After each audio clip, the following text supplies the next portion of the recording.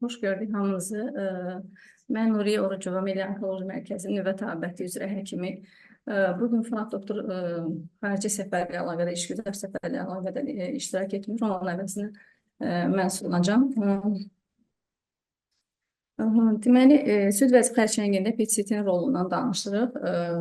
Birinci bildiyimiz kimi süd vəzi xərçəngi çox maalesef ən çox qadınlarda 31% hallarda ən çox qadınlarda rast gəlinir və Ümumdünya Səhiyyə Təşkilatının 2022-ci ildə paylaşdığı çox yəni WORS belə bir paylaşıldı ki, yəni nə qədər insanda rast gəlinir və onların 685 min insan qadın süd vəzi xərçəngindən ölərək, yəni kanserdən ölən xəstələr arasında birinci yerdədir.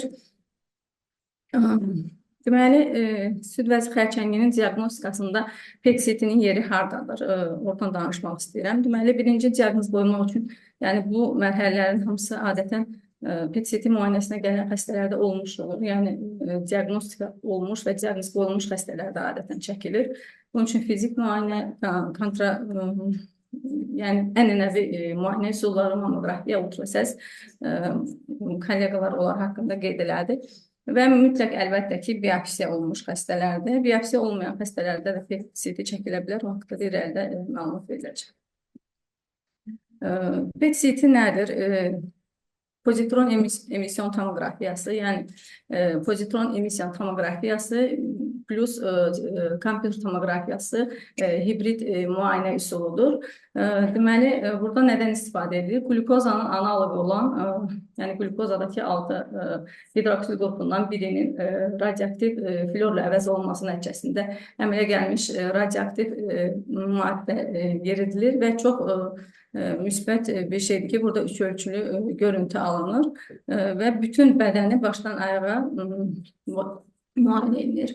Əslində standart PET-CT guideline-ında xəstənin yəni kəllə tabanından dizə qədər, yəni budur yarısına qədər çəkilməsi protokolda belədir. Amma hansı xəstələrdə tam başdan ayağa qədər çəkilir, onu adətən nüvə təbibəti həkimi qərar verir, yəni diaqnozdan asılı olaraq. Bu çok küçük bir videoda PET-CT'nin yani vizual cancer or infectious foci that will be subsequently imaged by ultra-sensitive medical cameras. This examination is always combined with an X-ray scanner, commonly called CT scan. By comparing the images of the FDG-PET and CT scan, the nuclear medicine specialist can locate cancerous, infectious, or inflammatory cells. The examination olması göze görünür. The cancer or Deməli, bu glukozanın dediyimiz kimi əsas FTG-nin prinsipi nədir? Yəni, əsas metabolik aktivliyi olan şişlərdə yüksək toplanması səbəbindəndir. Belə ki, şiş hüceyrəsində normalda bildiyimiz kimi glukoza tələbat olan hüceyrələrin, yəni bədəndə fərqli hüceyrələr var. Onların glukoza tələbatı fərqlənir. Beyin, işte böbrəklər, bağırsağın bəzi hüceyrələri kimi daha yüksək glukoza tələbatı var və şiş hüceyrələri normal bədən hüceyrələrinin ortalama 100 dəfə çox şəkərə tələbatı var. Yəni və bu prinsipə əsaslanaraq belə bir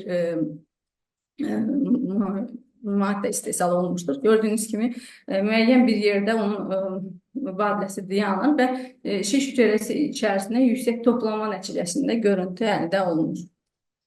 Bu isə vizual olaraq necədir? Yəni, onu inyeksiya olunur, müəyyən müddət gözlənilir və belə bir görüntülər alınır. Ondan sonra ona həkim kompüterdə oxuyur. Belə, demək ki, PET-CT süd vəzi xərçəngindən nədə istifadə olunur? İlkin olaraq stagingdə, yəni ilkin mərhələləndirmə, restagingdə, yəni müalicə almış, tam sağalmış, illər sonra hər hansı bir şikayəti və yaxud da ki, nəsə bir onkomarket səviyyəsində artış olan xəstələrin ikincili restagingində və ən əsas, daha çox istifadə elədiyimiz müalicə cavabın dəyərləndirilməsində və həkimlərə və bizə kömək edən olan əsas məqam. Çünki görsəl üsullarla CT və yaxud da MRI ilə dəyərləndirmə ola bilər. Amma bildiyimiz kimi bəzi şişlərdə və ya bəzi müalicə üsullarında, həssas da immun terapiyalarda, yəni vaxt olaraq, yəni ölçüsündə kiçilmə olmaya bilər və yaxud da onun metabolik aktivliyini dəyərləndirmək çox önəmlidir. Burada sizin üçün çox belə maraqlı məqalələrdə bunlar sadəcə çox genişdir. Yəni onları çalışmışam bir yerə toplayaq ki, hansılar bunlar çox saylı 2000-3000 xəstə üzərində aparılmış, çox saylı xəstə üzərində aparılmış araşdırmaların bir toplamasıdır. Yəni onlar PET-CT-nin diaqnostikada nə qədər əhəmiyyətini, sensitivliyini və spesifikliyini göstərir. İlkin diaqnostikada bu məqalə 2014-cü ildə aparılmış çox maraqlı bir çalışmadır. Əslində 93% sensitivlik və 85% spesifiklik yazılır. Burada indi biraz aşağı çıxıbdı o çalışmada. Göstərir ki, yəni PET-CT ilə PET-CT olmamış, yəni staging olmuş xəstələr və PET-CT çəkiləndən sonra xəstələrin staging aparılmış. Yəni onların arasında çox əhəmiyyətli 18-25% arasında yenidən restaging olma olubdur. Çünki uzaq gözlə görünməyən kiçik metastazlar əsasən də mediastinal və limfa düyünlərini aşkarlamaqda çox həssasdır. Və harda PET-CT çəkmək, yəni orada belə bir algoritm var ki, nə vaxt PET-CT çəkmə xəstələrə. Düzdür, NCCN baxmayaraq ki, NCCN-də də qeyd olunur, bu algoritmdə də qeyd olunur ki, yəni early breast cancer-də PET-CT çəkmək lazım deyil. Hardasa 2A-dan qismən optional və 2B-dən sonra xəstələri PET-CT-yə yönləndirmək. Amma ilkin mərhələləndirmə, bax bu araşdırmalar göstərir ki, bəzən, yəni ilkin mərhələdə belə xəstələrin stagingində əhəmiyyətli irəliləyiş ola bilir. Bu ilkin mərhələləndirmə üçün gələn xəstələrimіздəndir. Məsəl üçün, bu çox maraqlı vakadır. Təzə bir ayın içində olmuş bir xəstədir. 45 yaşlı qadın xəstə, yəni ultrasonografiya müayinəsi olmuş, yalnız süd vəzdə düyün və qoltuq altı limfa düyünlərində və çox yəni qaraciyərindəki ocaq isə elə bir yəni regular kontrollu, yəni metastaz kimi dəyərləndirə bilməyəcək bir ocaqdır. Amma onun PET-CT nəticəsi gördüyümüz kimi qaraciyərdə metastaz heç gözlənmədiyi halda qaraciyərdə metastaz aşkarlanmışdır. Burada isə əksinə, yəni şiş ölçüsü daha böyük olmağına baxmayaraq ilkin mərhələləndirmədə yalnız şübhəli limfa düyünləri aşkarlanmışdır qol altında. Qol altında limfa düyünlərində biraz PET-CT-nin biraz məhdudiyyətləri var. Çünki orada daha çox spesifikliyi 65% qədərdir. Ondan yüksəyə qalxmır. Yəni tutulum Sumax-ı 3-ün altındadırsa, yüksək tutulumlar tamam direkt malignitəni təsdiqləyir, amma aşağı tutulumlar biraz daha çox biopsiya ilə təsdiq olunmalıdır və yaxud da ən sensitiv sentinel limfositografiya müayinəsidir. Burada onun spesifikliyi bütün müayinələrdən daha yüksəkdir. Çünki yəni kapsula olan kiçik metastazların, mikrometastazların aşkarlanmasında PET-CT gözdən onu qaçıra bilər. Digər bir xəstə 57 yaşlı qadın xəstə. Burada həm ilkin mərhələləndirmə var, həm müalicəyə cavabın dəyərləndirilməsi var. Gördüyünüz kimi 2022-ci ilin iyun ayında bizə müraciət eləmişdir. Çox sayılı sümük və qaraciyər metastazları ilə və müalicəyə cavab 2022-ci ildə dəyərləndirilməsi, yəni gözlə görüləcək əhəmiyyətli dərəcədə kimyoterapevtin əllərinə sağlıq. Bu isə müalicəyə cavabın dəyərləndirilməsində olan həssaslıq və spesifikliyin dəyərləndirilməsidir.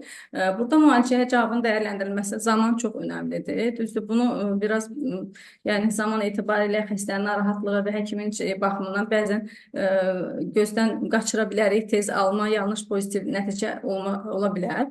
Amma araşdırmalar göstərir ki, minimum 2 həftə, son kimyoterapiya tarixindən 2 həftə keçməsi və radioterapiya tarixindən bəzi ədəbiyyatlar 3, bəzi araşdırmalar 6 həftə, yəni heç olmasa 8 həftə keçməsini yəni önərirlər ki, radioterapiyadan sonra toxumalarda olan iltihab gec sorulur, ona görə yanlış pozitiv nəticə verə bilər. Və immunoterapiya alan xəstələrdə isə, yəni erkən dövrdə daha çox yəni immun hüceyrələrin orada toplanmasına bağlı olaraq daha geç yəni sorulma olduğuna görə onlarda bu cavabı biraz daha çox gözləmək lazım olur. 69 yaşında qadın xəstədir, vaziductal karsinoma ilə olan. Yenə də çox maraqlı, yəni gördüyünüz kimi mediastinal və abdominal, halbuki aksial limfa düyünləri negativ olduğu halda mediastinal və abdominal metastazları vardır və bunlar biopsiya olunmamış, yəni olunmamışdır. Yəni sid vəzi xərçəngi kimi müalicə olunmuşdur və müalicəyə cavab göstərir ki, bu xəstənin yəni gözləmədiyimiz metastazları da ola bilər. Bu da növbəti bir xəstələri biraz çox keçəcəm, çünki baxımından. Bu xəstə isə kişi xəstədir, 69 yaşlı ilkin xəstədir.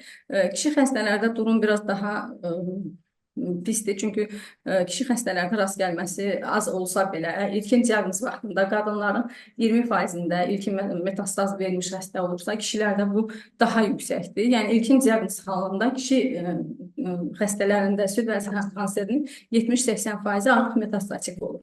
Çünki bəlkə gec müraciət səbəbindən də burada biraz o faktorlar var, cins səbəbindən gec müraciət ağla gəlməyə bilər. Ona görə adətən metastatik xəstələr gəlir.